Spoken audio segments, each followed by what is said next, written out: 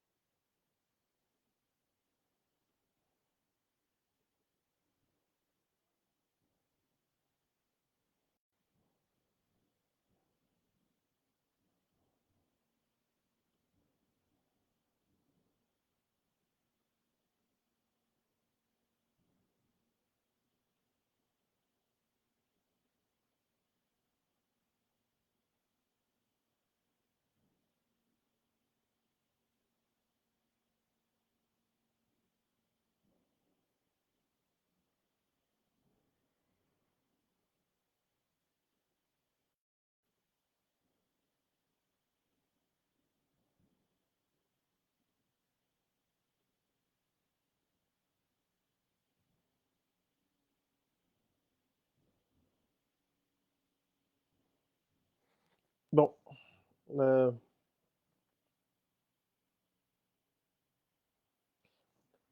parfait. Donc, j'espère que vous êtes là et que vous m'entendez bien, j'espère, hein.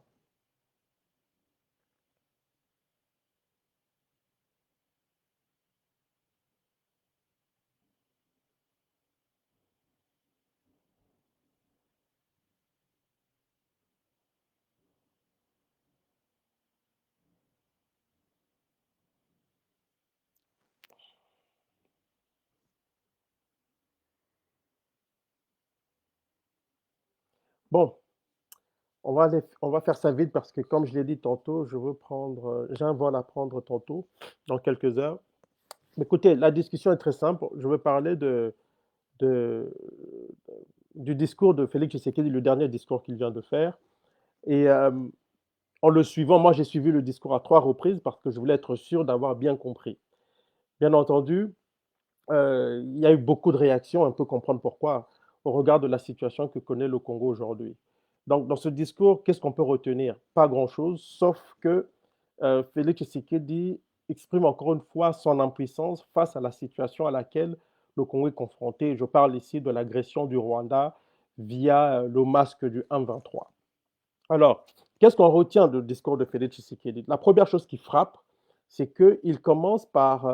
il est fier de dire que ce sont les pays de la région qui vont intervenir pour imposer la paix dans son pays.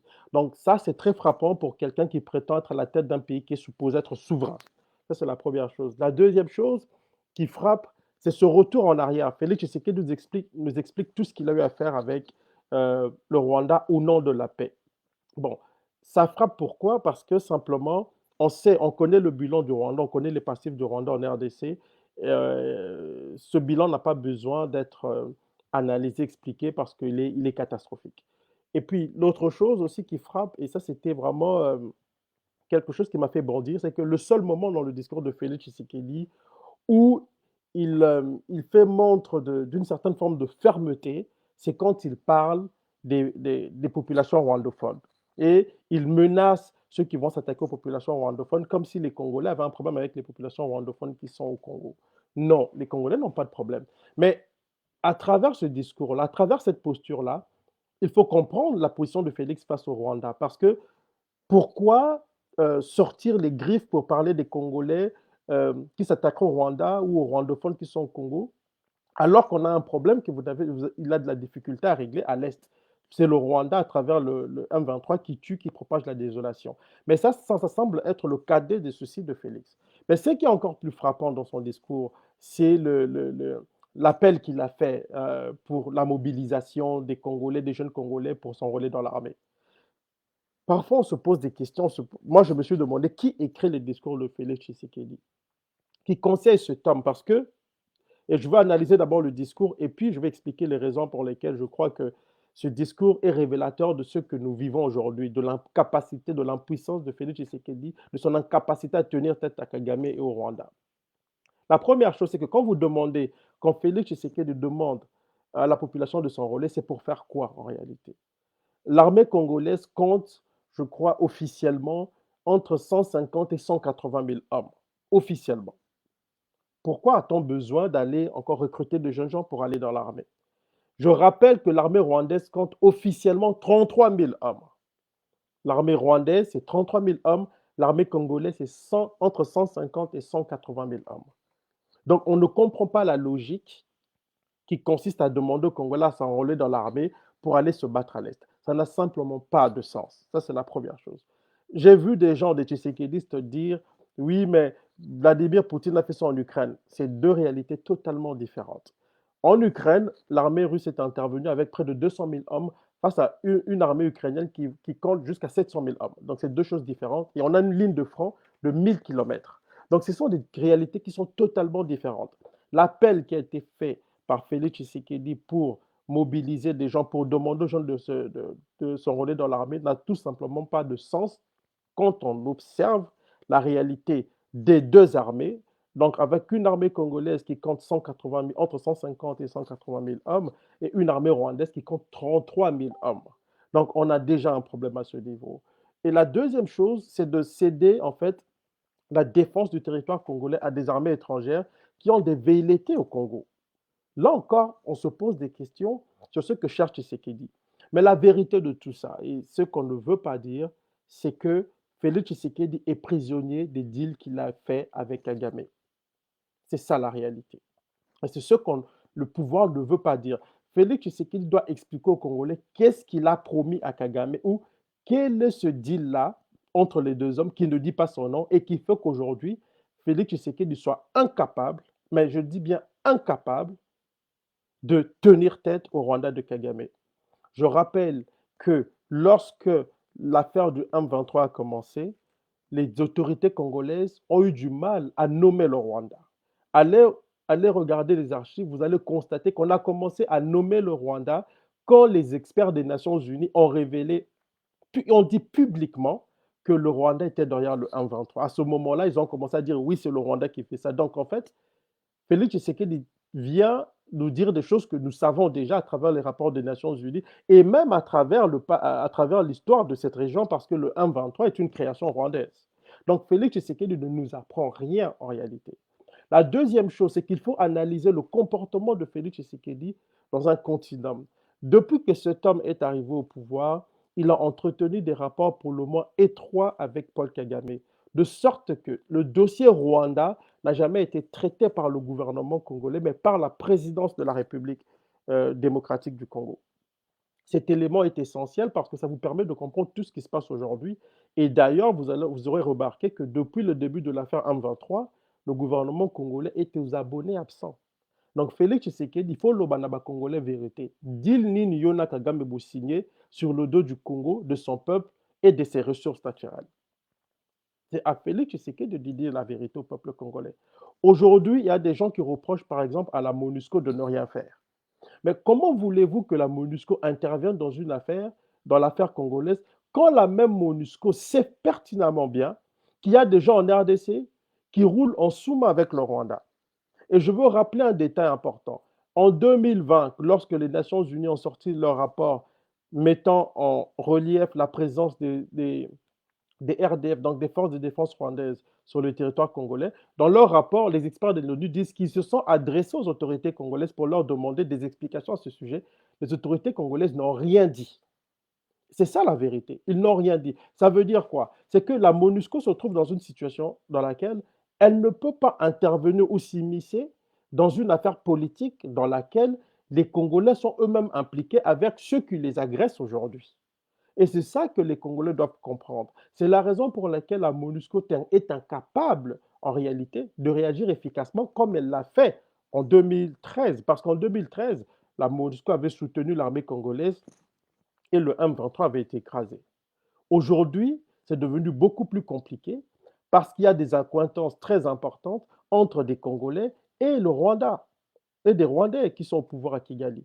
Et donc tout ça permet de comprendre en fait l'ambiguïté dans laquelle se trouve aujourd'hui Félix Tshisekedi face à la question du 1-23. Et je dois rappeler ici que le 1-23, les gens du 1-23 ont publiquement dit que Félix Tshisekedi avait pris une entente avec eux. Donc aujourd'hui, le problème, En réalité, ce n'est pas, oui, c'est le Rwanda qui nous agresse, qui agresse la RDC depuis longtemps, mais le problème de fond reste Félix Tshisekedi. Donc, vous pouvez soutenir les FARDC. Tant que celui qui joue le rôle de commandant suprême continuera à entretenir des liens pour le moins étranges avec le Rwanda de Kagame, rien ne changera. On est en train de sacrifier nos enfants, on est en train de sacrifier nos frères et nos sœurs, on est en train de sacrifier simplement les gens qui sont dans les FARDC sur l'autel des conciliabules politiques qui ne disent pas leur nom. Je rappelle ici que lorsque Félix est arrivé au pouvoir grâce au Rwanda, parce que c'est important de rappeler ça, Tshisekedi est arrivé au pouvoir grâce à Joseph Kabila, mais aussi à Kagame. À l'époque, Kagame était le président de l'Union africaine. Et je veux aujourd'hui vous révéler un détail important que je n'ai jamais révélé jusqu'ici, je n'en ai pas parlé. Pendant la crise post-électorale, il vous souviendra qu'il y avait l'Union africaine qui avait annoncé l'arrivée à Kinshasa d'une délégation qui devait venir discuter avec les acteurs politiques. L'Union africaine avait demandé à la RDC, à la Commission nationale électorale indépendante, la CEDI, de surseoir à la proclamation du candidat des élections. Ce jour-là, beaucoup de gens ont dit que Kagame était impliqué puisque Kagame était le président de l'Union africaine. Moi, j'ai appris ce jour-là, pendant qu'on avait demandé aux Congolais d'attendre, nous, on a appris que Kagame avait donné le feu vert pour que Félix Tshisekedi soit déclaré président. Et je vais vous faire une déclaration parce qu'une révélation, je prends à témoin M. Martin Fayoul. Parce que ce jour-là, moi, quand j'ai eu l'information, j'ai contacté quelqu'un que beaucoup de Congolais connaissent, je lui ai expliqué la situation. J'ai dit, voilà ce qui vient de se passer. Selon des sources dignes de foi, on m'informe que Kagame a donné son feu vert pour que Félix Tshisekedi soit proclamé président. Il avait donné son feu vert aux gens aux émissaires de Joseph Kabila, parce que Joseph Kabila avait envoyé des émissaires au Rwanda. Moi, quand j'ai appris l'information, on en a discuté et nous sommes entrés en contact, et je vous révèle ça aujourd'hui, avec Martin Fayoul. Et j'ai dit à Martin Fayoul qu'il y a une décision qui a été prise à Kigali. Félix va être déclaré président. Vous devez faire quelque chose. Nous voulons que vous soyez au courant de ça. Ce que je vous dis aujourd'hui, je ne l'ai jamais révélé, mais Martin Fayoul le sait. C'était un dimanche. Nous avons tout fait, nous sommes rentrés en contact avec Fayoul et nous lui avons expliqué la situation. Parce que nous savions à ce moment-là que Kigali avait décidé, que Kigali avait décidé et Kabila avait décidé qu'on devait imposer Félix Tshisekedi. Donc, depuis ce moment-là, depuis l'arrivée au pouvoir de Félix Tshisekedi, quand on observe le comportement de cet homme-là, on se rend compte qu'il fait tout dans le sens des intérêts du Rwanda. Il a été là à Kigali, il a déclaré que les victimes congolaises étaient c'était des dommages collatéraux de la guerre imposée à la RDC par le Rwanda. Des dommages collatéraux. Ça veut dire quoi? Ça veut simplement dire que le Rwanda n'a pas tué des gens au Congo, que ce qui s'est passé, en fait, les victimes congolaises, ce sont des accidents de l'histoire, des accidents de la guerre. Ce sont les victimes indirectes, en fait, ce ne sont pas des gens qui ont été tués volontairement, sciemment par le Rwanda. Et donc, vous comprenez pourquoi Kagame, l'année dernière, avait dit que le Rwanda n'a jamais commis de crime en RDC. Comment voulez-vous que Kagame dise le contraire de cela, puisque Félix Tshisekedi était là à Kigali et a déclaré publiquement que les victimes congolaises, c'était en fait des dommages collatéraux. Félix arrive au pouvoir. Quelques temps après, il reçoit une délégation d'officiers de haut rang du Rwanda porteurs d'un message de Paul Kagame. De quoi s'agissait-il? On ne dit rien. Au mois de mai, fin mai, début juin, je reçois une information de certains contacts rwandais. On m'informe que 2 bataillons de l'armée rwandaise sont rentrés à l'est de la RDC. Ils ont été accueillis par un officier des FARDC. On leur a remis les tenues des FARDC. J'ai appelé des gens à la présidence pour leur expliquer la situation. Personne n'a voulu m'écouter parce que, en fait, ces gens étaient de connivence avec le Rwanda. Et ce jour-là, c'est arrivé le jour où Félix avait accueilli Paul Kagame au stade de Martyrs lors des obsèques de feu Étienne Tshisekedi. Ce jour-là, 2 bataillons de l'armée rwandaise sont rentrés sur le territoire congolais. Je l'ai écrit parce qu'il y a un article que j'avais écrit à ce sujet pour mettre en garde sur tout ce qui nous attendait. À Kinshasa, on a nié. Les gens l'ont découvert seulement quand les experts des Nations Unies ont révélé la présence sur le territoire congolais de l'armée rwandaise. Une présence qui avait été occultée par les autorités congolaises. Il faut le dire. Donc, quand vous analysez le comportement de Tshisekedi, vous comprenez que cet homme a tout fait pour satisfaire le Rwanda. Donc, quand Félix Tshisekedi dit dans son discours que j'ai voulu trouver la paix dans la région, c'est faux. Il faut rappeler que le Congo n'avait pas de problème avec le Burundi, le Congo n'avait pas beaucoup de problèmes avec l'Ouganda. Le seul problème, le vrai problème, c'était avec le Rwanda. Donc, quand il dit que je me suis débrouillé pour ramener la paix, à être en paix avec tous nos voisins, en réalité, il s'agit du Rwanda. Et dans le cas du Rwanda, on peut douter dans la mesure où on sait dans quelles conditions Félix est arrivé au pouvoir et on a vu les deux présidents entretenir des relations pour le moins troublantes, au point de sacrifier les intérêts du Congo et du peuple congolais sur l'autel de la réconciliation, non pas entre le Congo et le Rwanda, mais entre Félix Tshisekedi et Kagame. Je ne dirais même pas réconciliation, rapprochement entre Félix Tshisekedi et Kagame. Et malgré cela, nous avons mis en garde Félix Tshisekedi. On lui a dit que ce n'était pas une bonne chose, connaissant les manières de faire de Paul Kagame. On ne nous a pas écoutés. Félix Tshisekedi a dit que Kagame, c'était son frère. Aujourd'hui, nous avons les résultats. On a le résultat aujourd'hui. Donc, Félix Tshisekedi, au lieu de faire des discours vides, creux, qui ne veulent rien dire du tout, doit dire la vérité aux Congolais. Qu'est-ce qu'il a donné, il a décidé de donner à Kagame? Quel accord il y a entre les deux hommes pour sacrifier les Congolais et la RDC sur l'autel de ces accords qui semblent secrets? C'est ça la vraie question aujourd'hui qu'il faut poser à Félix Tshisekedi. Moi, j'ai vu des gens dire oui, Félix Tshisekedi a nommé le Rwanda, oui, il a fait ceci. Mais Félix Tshisekedi a nommé le Rwanda quand tout le monde savait déjà que c'était le Rwanda qui était impliqué. Donc, il ne nous a rien appris. Il n'a rien appris aux Congolais. Et d'ailleurs, je veux rappeler un autre élément essentiel. En 2019 et 2020, Félix Tshisekedi a organisé des réunions entre les pays de la région pour trouver une solution à l'instabilité à l'Est. Il y a eu la réunion des chefs d'état-major des armées burundaises, rwandaises, ougandaises, je crois que c'était à Goma. On devrait mettre en place une opération conjointe contre les groupes armés. L'Ouganda et le Burundi se sont retirés. Pourquoi? Parce qu'ils soupçonnaient justement Félix Tshisekedi de rouler pour le Rwanda. Pardon, toujours en 2019, en 2020, il y a eu une réunion à Kinshasa, des chefs des services de renseignement des pays de la région. Les Burundais ont refusé de venir. Ils ont dit non, nous on ne vient pas parce que Kinshasa aujourd'hui, le régime de Kinshasa est dans les mains de Kigali. Et d'ailleurs, on voit la femme de Tshisekedi se pavaner à Kigali. Ça, ce sont les responsables burundais qui l'ont dit.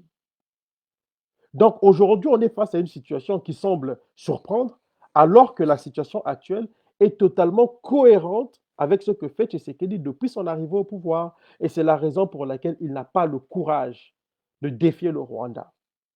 Il n'a pas ce courage-là parce qu'il est lié au Rwanda par des deals que lui seul sait. Et il doit dire la vérité aux Congolais à ce sujet. On a signé un contrat pour l'exploitation de l'or avec le Rwanda. Allez lire ce contrat-là. Allez le lire. Donc aujourd'hui, on ne peut pas reprocher au Rwanda de déstabiliser le Congo. On peut reprocher au Congo de ne pas prendre assez de dispositions pour éviter ça et pour écraser le M23. Moi, je ne peux pas comprendre, même si on donnait au Rwanda une force militaire, je ne sais pas comment, on ne peut pas comprendre qu'une armée de 180 000 personnes soit incapable d'écraser un petit groupe rebelle ou un groupe de mercenaires soutenu par un pays voisin qui compte 33 000 hommes dans son armée. Ça n'a aucun sens. Ça n'a aucun sens. Donc, Félix Tshisekedi, l'oba vérité n'a pas congolais. Quel deal as-tu signé avec Kagame pour sacrifier aujourd'hui nos frères des FARDC, les femmes et les hommes du Kivu et les richesses du Congo sur l'autel de ce rapprochement-là et de ce deal-là? Tu dois dire la vérité aux Congolais. Le vrai enjeu, il est là. Il ne sert à rien aujourd'hui de dire aux Congolais de se mobiliser, d'aller s'enrôler dans l'armée pour aller faire la guerre au Rwanda, alors que nous avons 150 à 180 000 hommes dans notre armée déjà, et le Rwanda compte 33 000 hommes dans son armée. Personne ne peut comprendre ça. Personne. Tout celui qui a un peu de logique ne peut pas comprendre ça. Donc il faut dire la vérité aux Congolais.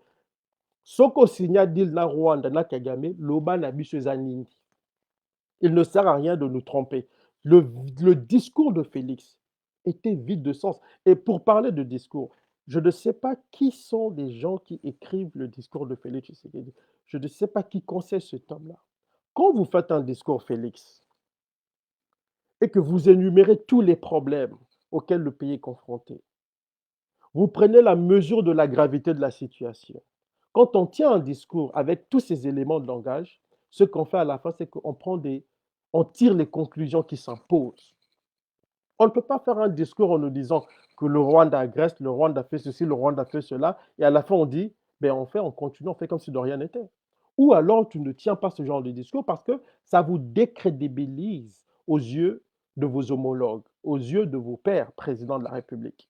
Quand on tient un discours de fermeté sur une situation d'une extrême gravité, par la suite on tire les conclusions qui s'imposent. C'est ce que Mobutu a fait en 1973 quand il a parlé de la situation au Proche-Orient, quand il a parlé de la situation par rapport à Israël, à la fin, qu'est-ce qu'il a dit? Il a annoncé la rupture des relations diplomatiques. Tout président qui tient un discours de fermeté ou qui tient un discours qui fait appel à des enjeux importants doit tirer les conclusions qui s'imposent à la fin de son discours. Et c'est la raison pour laquelle, quand on fait ce genre de discours, quand on énumère tous ces problèmes-là, on prend des décisions qui vont avec. On prend l'exemple de Poutine. Quand Poutine parle, quand il prend la décision de lancer l'opération spéciale, il commence par faire l'historique des problèmes au Donbass et en Ukraine.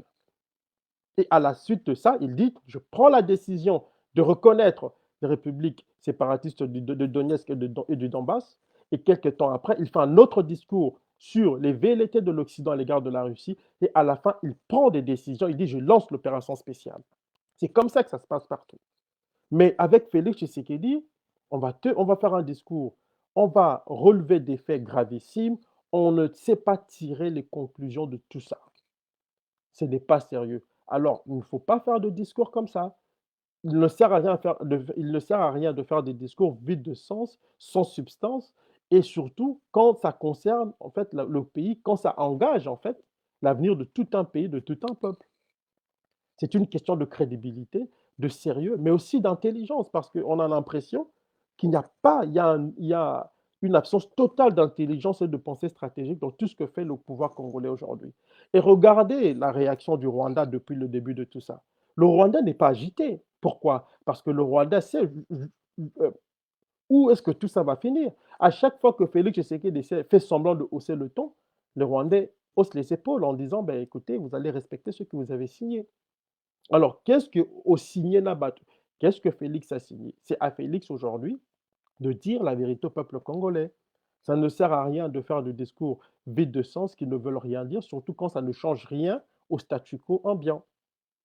C'est une question de cohérence, mais c'est aussi une question de crédibilité. On ne peut pas vous faire confiance quand vous faites des discours comme ça pour ne pas prendre de décision par la suite, pour dire ensuite à la fin du discours qu'il faut que les Congolais s'en rendent dans l'armée. Une armée qui compte entre 150 et 180 000 hommes face à un Rwanda qui compte 33 000 hommes dans son armée. Ce n'est pas du tout sérieux.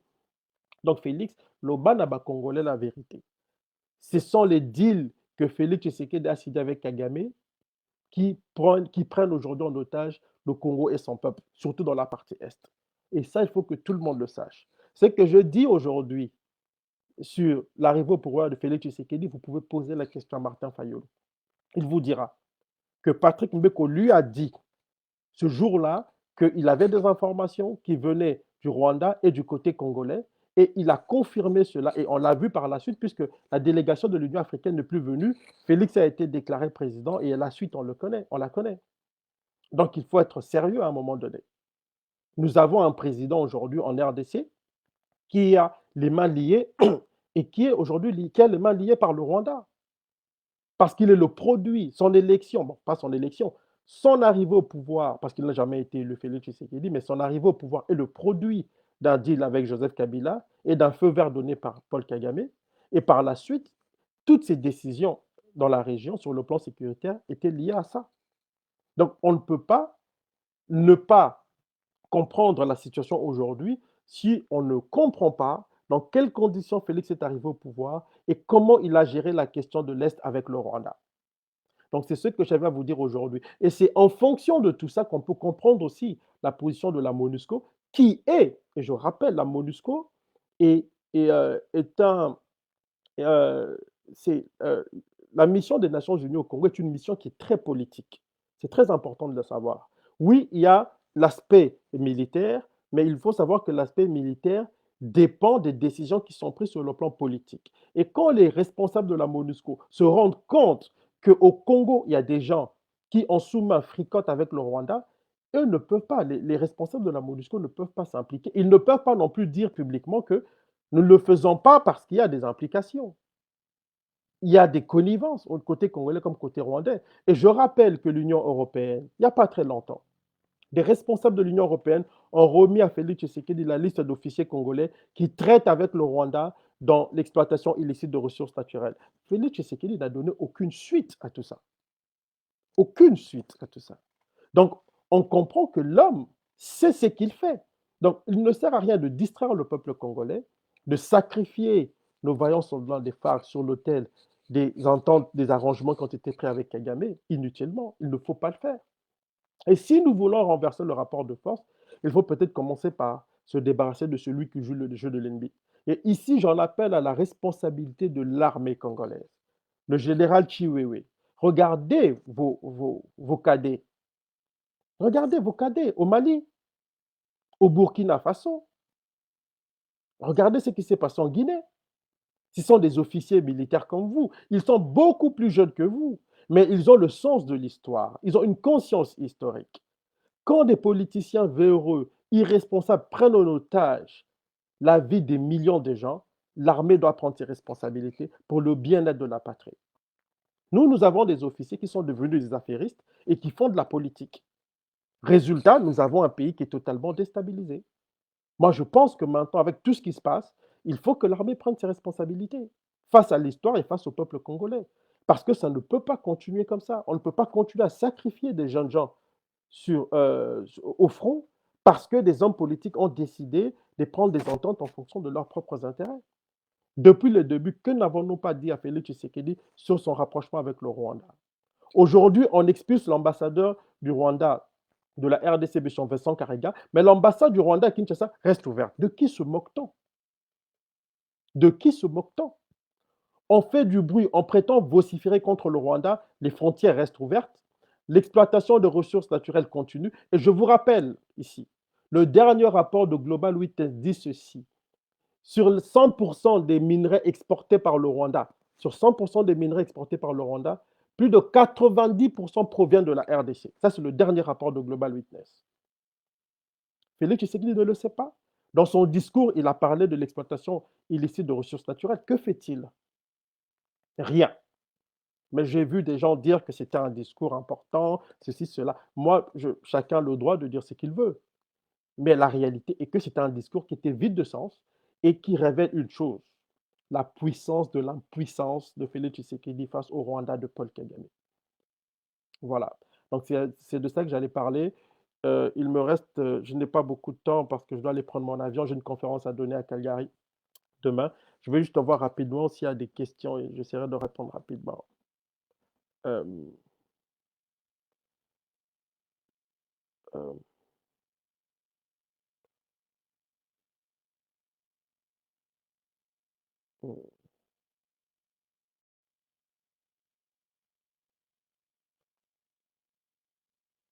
donc voilà, j'ai pas vu des questions. Mais écoutez, je veux mettre fin au live parce que je dois filer. Mais si vous avez des questions, vous pouvez les poser dans les commentaires. Peut-être on aura une autre discussion à prendre. Mais j'insiste vraiment pour dire que si les Congolais veulent changer la situation, ils doivent s'attaquer à la racine du mal. Et la racine du mal se trouve au Congo. La racine du mal se trouve à la tête du Congo. C'est vrai, je vais vous dire une chose. J'avais oublié de le dire. J'ai des discussions avec les gens de la présidence qui m'ont dit oui, il y a une volonté de rupture. Là n'est pas le problème. Qu'il y ait une volonté de rupture, c'est une chose. Mais de rompre, c'est une autre chose. Moi, je pense aujourd'hui que on prendra, moi personnellement, je prendrai Félix Tshisekedi au sérieux le jour où il va rompre les relations diplomatiques avec Kagame, résilier tous les contrats qui ont été signés avec le Rwanda, fermer la frontière avec le Rwanda et casser la chaîne en fait de l'exploitation et de la contrebande illicite de ressources naturelles congolaises.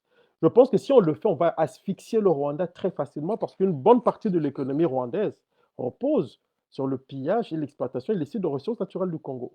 Donc, on ne peut pas prétendre vouloir rompre On ne peut pas faire du bruit avec le Rwanda et le laisser continuer à vivre, à sucer les ressources naturelles de la RDC au profit de ses propres intérêts. Pendant ce temps, des millions de Congolais se meurent inutilement. Non, ça ne marche pas. Donc, il y a une question de cohérence, il y a un problème de cohérence au sommet de l'État congolais. Et tant que Félix Tshisekedi ne nous dira pas la vérité sur le deal qu'il a conclu avec Kagame, non, on ne pourra pas lui accorder le bénéfice de doute et de la bonne foi. C'est aussi simple que ça.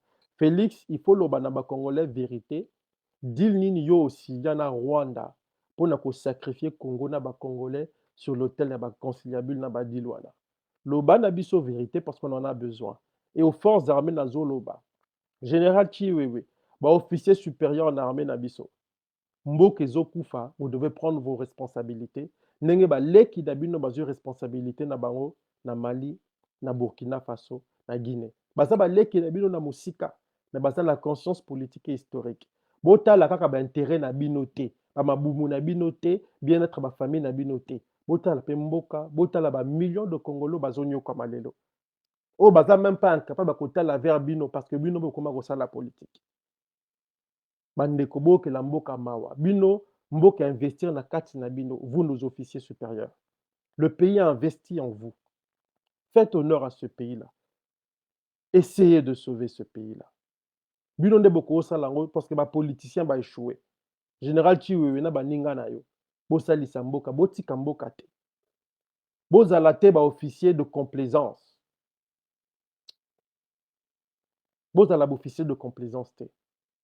Botala ndenge bana na bino baleki na bino bayaya na bino bamama na bino bazodiokwama baza violé à l'est. Prenez vos responsabilités. Bobanga te bozobanga nini. To bozobatela kaka baintérêt na bino. Félix akoleka Congo ekotikala. Biso nyonso tokoleka Congo ekotikala. Mais ekotikala na situation nini? Est-ce qu'il faut pas panza Congo alors que vous êtes là, vous en qui l'armée a investi? Est-ce que ça a un sens, général Chiwe? L'armée est de plus en plus tribalisée. Est-ce que ça malamo? Botala ndenge baleki na bino basoda na bino bazokufa au front. Pendant ce temps bapoliticien bafani na Kisasa bazosakana. Botala na Burkina Faso 35 ans. Basepeli te badeside korécupérer pouvoir. Mali 34 ans, 35 ans. Guinée 40 ans. Biso na Congo centaines d'officiers ya bagénéraux. Pour quel bilan? Fierté nini un général peut avoir quand son pays est soumis par un petit groupe soi-disant rebelle soutenu par un pays qui n'a que 33 000 soldats comme effectif? Fierté nini bokozala nango en tant qu'officier supérieur de l'armée? L'histoire doit retenir de vous qu'un jour, officier congolais moko batelemaki mpona mboka na bango, bazwi responsabilité na bango et mettre fin na buzoba oyo bapoliticien bazosala, bazongisi mboka na rail. Les autres l'ont fait avant vous. Bokosala yango. Je suis sûr que général Chiwewe, nga namoni bavideo na oza koteya, oza kosala, mais justice eza wapi? Justice na nzambe oyo ozali koteya nga namonaki eza wapi? Quand vous voyez les vôtres mourir à cause des politiciens. Pour n'indimiter que, général Chiwewe, tu ne sais pas ce qui se passe au Congo. Que pardon, vous ne savez pas ce qui se passe au Congo. Vous et vos autres collègues, vous savez que les politiciens sont en train de sacrifier ce pays-là sur l'autel de leurs propres intérêts. Mais vous faites des peut-être parce que les Congolais ont la valeur de Nabino. Peut-être parce que vos intérêts sont plus importants que les millions de Congolais qui souffrent. Nos mamans, nos enfants qui doivent se déplacer à l'Est, Makolo, avec des bagages Namutu, Yabakilo et Belé, à la recherche d'un havre de paix et de sécurité. Alors que Bino Bozawana, Bino Batabilamba Makasi. J'espère en tout cas que mon message dans Moké Oyo et que toucher sensibilité mon akati na bino. Et j'espère que Botika Mboka wane koufate na maboka ba politicien, à commencer par celui qui joue le rôle de président na Congo. Nzamba pambola bino.